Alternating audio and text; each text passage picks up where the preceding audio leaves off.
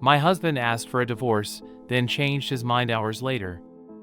Background: we've been together for 2 years, married for 1. We're both in our early 20s. The night of the bullshit, we had an argument about the distribution of chores that I think triggered it. I thought it wasn't fair that I was doing the majority of the housework, on top of being a full-time student at university and having a job. He seemed to think the chore distribution was fair and that I was overreacting. We came to a solution after all the bullshit I'm about to tell you about occurred, but essentially I was feeling overwhelmed and unheard, and he was feeling stressed and confused as to why I thought this was a problem. Later that night, we're discussing the situation again, and I express how it feels like he's not listening to me and how distant he's been lately. Then he says there's a reason for the distance, and I ask him to tell me why. He says that he thinks we move too fast, he doesn't know who he is, and he wants a divorce. He says he cares about me, but doesn't love me, and that he's been feeling this way for a while. Now, I've promised myself since years ago that I would never try to make someone stay with me if they don't want to. So, as much as this hurt, I said okay. I cried, he cried. I did ask if he wanted to try couples therapy before divorcing, but he said no. We decided to sort out details in the morning. I grabbed some blankets to sleep on the couch and he went upstairs to bed. In the midst of my sitting on the couch crying and looking up apartments, what felt like hours later, I hear him get up and come to the living room. He sits down next to me and just says, "I fucked up so bad." I freeze when I hear this, because I've barely processed the reality of what just happened and I can already see where he's going next. I ask him to elaborate and he says he doesn't want a divorce, that he doesn't know why he said that, and he's feeling the most regret he's ever experienced in his life. He says that he realizes he fucked up and I don't have to take him back. At this point, I've experienced so much emotional whiplash that I've completely numbed out. I'd already cried all the tears I could. Now I was just sitting there next to my sobbing husband and saying I'd take him back, even though I'd barely processed the fact that he wanted to divorce me. I told him I wanted couples counseling and for him to get individual therapy, and he agreed. I've asked him about individual therapy in the past, but he never wanted to until now. It's days later now. I've gone through all the stages of being mad at him, depressed that my marriage almost ended, insecure about myself, accepting the reality, feeling love for him, feeling numb. Cycling through all these emotions over and over again at random. We're searching for a couples counselor, but a lot of them have waitlists right now. So in the meantime, I just want to know, if anyone has been in a similar situation, does it get better? Does the trust ever come back? I feel like I can't trust him at all now. When he touches me, I freak out sometimes, because that's not the comforting feeling I'm used to when he touches me. It's the feeling like he's suffocating me. I want to be here for him and help him through whatever mental shit he's going through. But this has been affecting my work and my school. I left my dream school for him. I can't just keep prioritizing him above everything else when he clearly doesn't do the same for me. And yet until now he was doing the same for me. He's always been so sweet, buying me flowers, making dinner, going out of his way to make time for us. And before you scream abuse, please know I've been in abusive relationships before and they felt nothing like this. He's not like those guys. This is the first time he's ever done something like this. I just don't know how we can recover. Any advice about how to get through this would be appreciated. TLDR, husband asked for a divorce, then changed his mind hours later. I don't know how to ever trust him again. Update, 1 year later. 1 year ago I, 24F, made this post asking for advice on how to continue with my relationship after my, now ex-husband, 26M, betrayed my trust by telling me he wanted a divorce out of the blue and then changing his mind just a couple hours later. As stated above, he is now my ex. Those of you who said that he would repeat the same behavior again, you were right. On New Year's Day 2024, he said he wanted a divorce, packed a bag and left to a motel, then came back hours later. I'll admit, I was a wreck that day. I asked him if this was just going to be like last time and he said no. I asked him if he felt mentally okay and he said he felt fine. I got on my knees and begged this man to stay, not my proudest moment, and he looked at me with empty, vacant eyes and just left. I was in tears for a couple hours, but then I opened this app to try to distract myself and saw he had made a, now deleted please don't go looking for his account, post on the divorce subreddit about how he left me and felt bad but didn't regret it. Then I went from depressed to furious. I called my landlord and told him that I was getting a divorce and needed his help in changing the locks. My landlord was very understanding and helped me do so. A few hours later, I heard a knock on the door, and when I opened it, my ex-husband was standing there. I didn't even get a chance to tell him to leave because he immediately collapsed into my arms sobbing. The first coherent words to come out of his mouth were, "You're not going to take me back, are you?" Reddit, I would love to say that I rejected him right then, but I didn't. Even after all of this, I was still hooked into his web of manipulation. So instead, I sat down with him and had a long discussion about how much he hurt me, how in the middle of working to rebuild the trust that had been broken between us, he completely destroyed any progress that had been made and found a way to make that distrust even worse. I don't remember the details of what he said, but he always knew what to say to get me to feel sorry for him. The night ended with me saying I would take him back. He was smiling, saying he never felt so hopeful. He wrote me a love poem that night for the first time in years. Meanwhile, I had never felt so broken, and I told him that after he said he felt so hopeful. He shrugged it off and said I'd feel better in the morning. I did not, in fact, feel better in the morning. During the next few days, while I was trying to pick myself back up, study for finals, and continue going to work as if nothing was wrong, he went back and forth every day on whether or not he loved me, whether or not he wanted to be married to me. He said he thought he loved the idea of being a husband more than he loved me. My last straw was when I reached out to one of his childhood friends, who I had interacted with a few times and though I could trust to be honest with me, and asked him if he had ever noticed any red flags in my ex-husband's behavior in his past relationships or behavior towards women in general. This friend assured me that he had never noticed anything of the sort. I thanked him and asked if he could please not tell ex-husband. I asked that since I was afraid of what he might do. When my ex-husband came home from work that day, I could immediately tell he knew. He opened the front door so forcefully.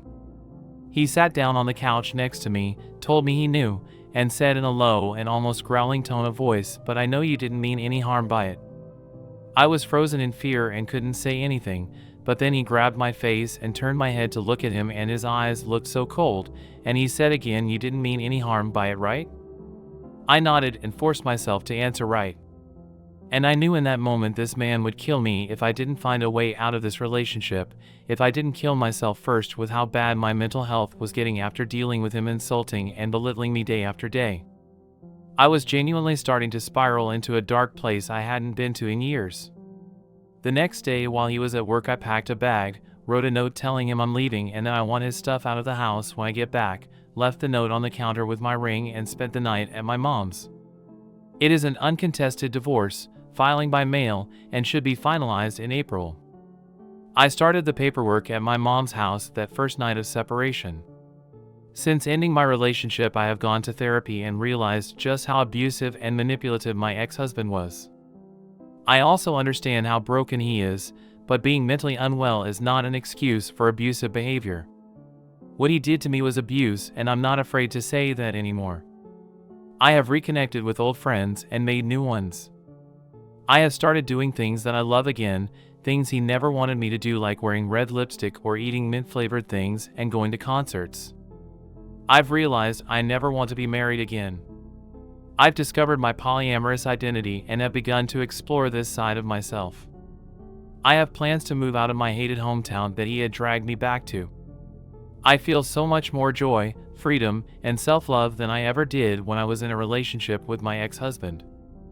I won't be using this account anymore after this, as I have no need to. But I want to thank this community and the other Reddit subs that I've participated in. If I had never made my original post, I don't think I would have realized just how awfully my ex-husband treated me. Thanks to the support of hundreds of voices telling me I deserved better, I realized how true that statement was. I deserve better, and now I have better. I also want this update to be a beacon of hope to anyone who has found themselves in a similarly emotionally/verbally abusive situation. Life is so much better when you leave. There is hope, there is light on the other side of the pain. Thank you again, Reddit. I am finally free. My 36M wife 37F paid off my mortgage, then threw it in my face over a disagreement. How should I handle this? I 36M have known my wife 37F half my life. We reconnected 10 years ago and started dating a little less than 7 years ago and have been married for 4 years. I bought our current house 10 years ago before we started dating and refinanced when rates were below 3%. We were together then and decided to just have me on the loan. I'm a government employee making roughly $120K a year and she works in education making roughly $40K. Quick rundown on our fiancés. We joined our fiancés when we got married. I have roughly $4K in credit card debt. She has around $10K in credit card and auto loan debt, plus she brought $50K in student loans, current sitting around $25K. We came up with a budget and plan to tackle these debts while also investing in retirement plans from our jobs. A year ago her grandfather passed away and she received around $150K. She sat down and asked what we should do with the money. With our salary, we can easily pay more than minimums on our debts plus set aside for retirement and vacation funds. I told her it was her money to use as she wanted. She decided to pay off the mortgage that was in my name. She met with a tax specialist and figured out the numbers. Honestly, this made me cry because it was genuinely one of the kindest things anyone has ever done for me. Fast forward to last Friday. We both get home around the same time and start doing our normal routine after work. We chat about how work went and relax for a bit. She cooked dinner and I cleaned up afterward. I out of the dishwasher and sat down to play Final Fantasy VII Remake. I'm not a huge gamer by any means. My wife heard me mention that I wanted that game and its sequel that just came out, so she surprised me with them. I told her I'd be playing for roughly an hour, which how long I usually play before my eyes hurt. She sat down and cracked open a book like usual. It's something we do most days. Roughly an hour later she gets up and says it's my turn to take out the trash. I replied, okay, give me 5 minutes because I'm fighting this boss. I paid off this fucking mortgage and you can't get off your ass to do this for me? I'm shocked at this point because she is never like this. We communicated early on in our relationship when she moved into our house that if she wanted me to do something to ask and I would do it. If I was already busy doing something, I would give her an honest timeline on when I could do it. That if she needed it done immediately, then to let me know and I would stop what I was doing and do it. This has worked wonderfully until then. I pause the game, take the trash outside, and just try to get my anger under control. She has never yelled at me before, but honestly it's the holding this over my head that hurts my heart. I didn't ask her to do it and our salary was more than enough to allow her to keep the money saved for herself. Eventually, I go back inside and told her I don't like her holding that over my head and that I never asked her to do that for me. She replied that I was ungrateful and gave me the silent treatment. The next morning she apologized to me in tears and said stress from work got to her. I believe she is telling the truth because some of her students are in abusive homes and child services hasn't done anything to protect those kids. This whole issue is wildly out of character for her. My question is, how do I handle this? I'm not leaving her because this is the first and only time she has acted this way. She did say it though and it still hurts, so how do I move on from this? Update. This is going to be a fairly long update, I imagine. TLDR at the bottom. I cooked dinner for my wife last night and after we had a very nice and heartfelt conversation. She started the conversation by asking me if something was wrong because I made her favorite dish. She seemed nervous. I told her there was something wrong and it was that I fucked up big time when she paid the mortgage off. She started to interrupt and I asked her to let me finish because I wasn't mad at her. I told her I was going to add her to the deed and it should have happened as soon as she paid off our house. She started crying, telling me that I didn't have to do that, and I told her that I wanted to and apologized for not doing so sooner. She tried making excuses for me as to why I didn't do so sooner. She mentioned something that I had actually forgot about. Shortly before she paid the house off, I had received a letter saying my FAA Class 2 medical certificate application had been denied for a medical issue and I needed to see some doctors before they could reissue my Class 2. Honestly, this wasn't a big deal and was something that had happened to me before, and I thought that I reassured her enough that everything was going to be okay. I said that I had forgot about that entire episode because it may have seemed like a big deal, but it really wasn't.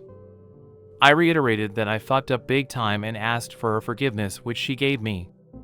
I asked her if not being added to the deed had bothered her, and she said it hurt her feelings, and it hurt to hear that because that is the last thing I ever want to do to her. I told her I would take Monday, today, off, and if she could take a few hours off at the end of her day that we would add her to the deed. She said that she would do that, but wanted to take the whole day and we could go in the morning and then spend the rest of the day together. We kept talking and I brought up if things were more stressful at work than what she had let on, and she said that one of her students showed up and her clothes were covered in cat piss, not the first or second time for this little girl. She was crying at this point and she curled up and laid her head on my lap. I tried my best to soothe her by playing with her hair, and eventually she was able to start to relax. She volunteered that the little girl and some of her other students had been on her mind when she snapped on me. I had an idea on where this was going to go. Backstory: my wife found out in her early 20s that she wouldn't be able to have children. I won't go into detail as to why. Why is it fair that terrible people get to have children and I can't? I did my best to reassure her that I love her regardless and that maybe we could look into adoption like we discussed before we got married. My wife told me that when she reminded me it was my turn to take out the trash that she wanted to walk and talk with me. Context on our house.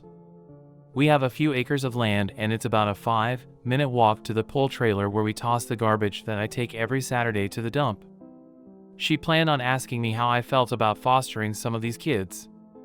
Despite my previous posts, some of these kids do get removed, but unfortunately some do end up going back most of the time. We have the extra rooms and I said that we could definitely do that.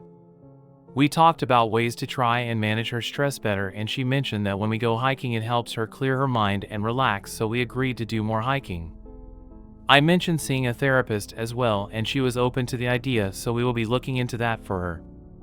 I reassured her if she feels overwhelmed that we are in this together, and she just smiled and said I know, in a Han Solo voice, and we both just erupted in laughter. Eventually we circled back around to her inheritance and I asked her if she regretted using her inheritance to pay off our house, and she said no. She thought about it and considered paying off other debts but wanted to do this for us. She said the tax specialist advised her to pay off other debts first, but she just wanted to know how doing this would affect our taxes.